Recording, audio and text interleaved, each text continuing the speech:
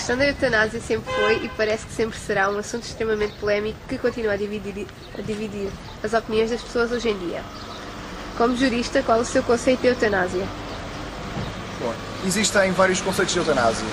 Existe a eutanásia voluntária, involuntária, eutanásia direta ou indireta, ou melhor, eutanásia por ação ou por omissão, como alguns gostam de falar. A eutanásia voluntária é aquela eutanásia em que o paciente tenciona, tem as suas capacidades, o seu discernimento e quer de facto morrer. A eutanásia não voluntária é aquela em que o paciente já perdeu as suas capacidades de poder decidir, as suas capacidades de discernimento e decide, e os seus familiares, as pessoas que o representam, decidem por ele que chegou a hora de terminar a sua vida. Depois temos a eutanásia por ação e por omissão. Aí já partimos, já estamos do lado da pessoa que vai executar a eutanásia, que vai executar a boa morte. A eutanásia em grego significa boa morte. Será, portanto, o médico, o familiar, o enfermeiro, etc.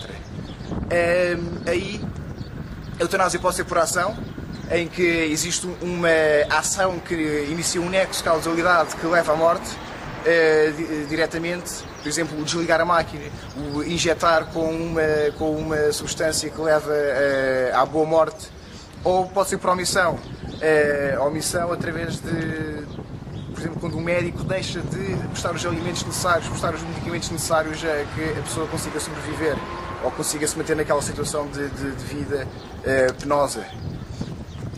O meu conceito de eutanásia depois vai mexer com estes conceitos de eutanásia que existem.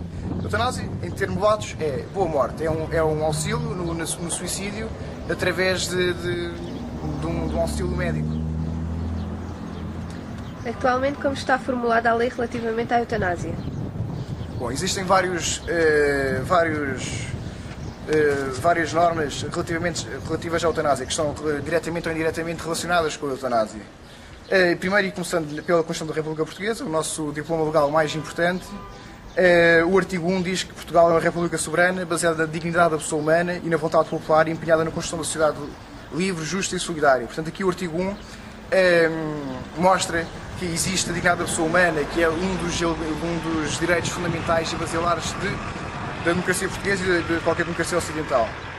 Depois temos o artigo 16.2 da Constituição, que diz que os preceitos constitucionais e legais relativos aos direitos fundamentais devem ser interpretados e integrados em harmonia com a Declaração Universal dos Direitos do Homem. A Declaração Universal dos Direitos do Homem diz depois no seu artigo número 3 que todo indivíduo tem direito à vida e à liberdade e à segurança pessoal. Voltando outra vez à Constituição, o artigo 24.1, que é o artigo mais importante relativamente a este tema, que diz o seguinte, diz que a vida humana é inviolável. Este artigo depois pode ser interpretado de várias maneiras, eu tenho a minha, a maioria da doutrina tem outra maneira de interpretar. Depois temos o artigo 25.2, menos importante talvez, que diz que a integridade moral e física das pessoas é inviolável. Depois temos também o Código Penal Português, que regula estas matérias relativas à eutanásia, em termos gerais. Primeiro, relativamente à eutanásia ativa, através do 133 e 134. O 133 fala nos homicídios privilegiados. Quem matar outra pessoa por motivado por compreensível emoção, violenta, compaixão, desespero ou motivo relevante de valor social ou moral, que diminui sensivelmente a sua culpa e é punido com prisão de 1 a 5 anos. Portanto, aquele que matar por compaixão, porque tem pena da forma como a pessoa está a sofrer, não leva a moldura penal, não será a moldura penal do homicídio normal, dito normal, que pode ir até aos 25 anos, mas sim a moldura penal em que o homicídio será punido apenas com 1 a 5 anos. Depois temos o homicídio a pedido da vítima, que também é regulado no Código Penal. Quem matar outra pessoa motivado pelo sério, por pedido sério, instante e expresso que ela lhe tenha feito, é punido com prisão até 3 anos. Falamos aqui, está regulado aqui a eutanásia voluntária. Aqui a tentativa também será punida.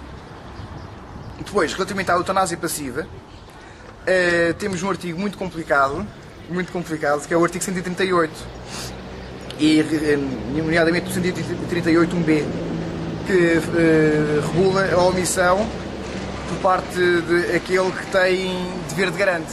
Bom, o dever de garante é um dever que existe relativamente aos médicos, relativamente aos enfermeiros, aos socorristas, relativamente ao pai,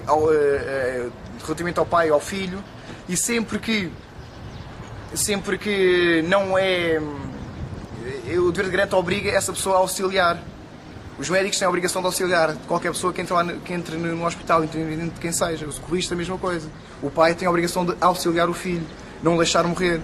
Se o pai vir o filho no mar a ser afogado, o pai tem o dever de garante, tem que ir lá buscá-lo. Caso contrário, está punido. Bom, e diz o artigo 188b: quem colocar em perigo a vida de outra pessoa, abandonando-o sem defesa, em idade inferior, deficiência física ou doença, sempre que o agente houvesse o dever de guardar, vigiar ou assistir, é punido com pena de prisão de 1 a 5 anos.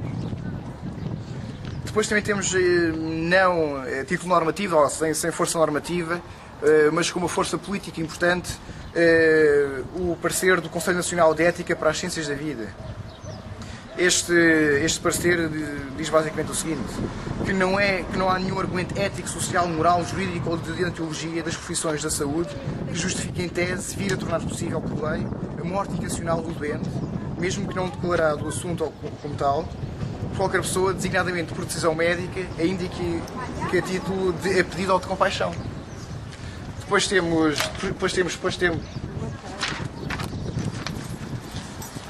aqui também o Código Deontológico dos Enfermeiros, que diz basicamente também a mesma coisa que diz aqui o parecer da Comissão de Ética, da Comissão de Ética dos Médicos. Qual é a sua opinião jurídica sobre o assunto e da doutrina vigente? Bom, a minha opinião, eu tenho uma opinião muito concreta e muito diferente de todo o resto da doutrina. A maioria da doutrina interpreta o 24 da Constituição, aquele que eu vos disse, que diz que a vida humana é inviolável, no sentido de negar qualquer restrição, qualquer limitação deste direito à vida. Assim, portanto, é proibida a pena de morte, como é proibida qualquer homicídio, como é proibida a eutanásia. Porque incluem a eutanásia dentro desta esfera dos homicídios. Estou a falar do professor Jorge Miranda, do pai da Constituição, do professor Gomes Coutinho, do professor Vital Moreira, do professor Paulo Monteiro, que critica muito seriamente a eutanásia nos outros países, o professor Marcelo Rebelo de Sousa, entre outra doutrina nacional, de Lisboa e de Coimbra. Depois também temos a doutrina justo-civilista, relativamente à teoria geral do direito civil, que também criticam esta possibilidade de eutanásia, nem sequer dizem que será completamente impossível, porque a Constituição e o Código Civil não permitem restringir esta esfera da vida. Que o professor Menezes Cordeiro e o professor Pedro Fara Vasconcelos, a doutrina maioritária. Pois contra eles estou eu.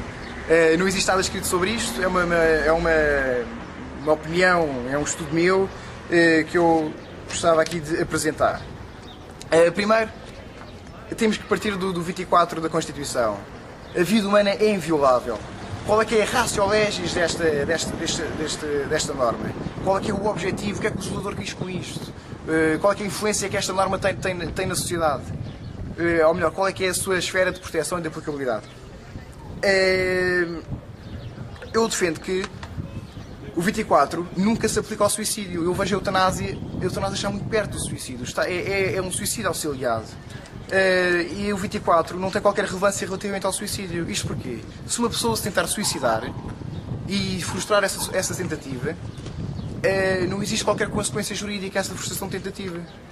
Ou seja, se uma pessoa se tentar enforcar e acorda-se que se partir, ela não existe qualquer consequência, ela nem vai presa, o hospital não nega o seu tratamento. Nem sempre foi assim. Na história do direito português e do direito medieval, uma pessoa que se tentasse suicidar e se essa tentativa fosse frustrada, seria condenada à morte através de uma pena muito mais penosa, muito mais gravosa.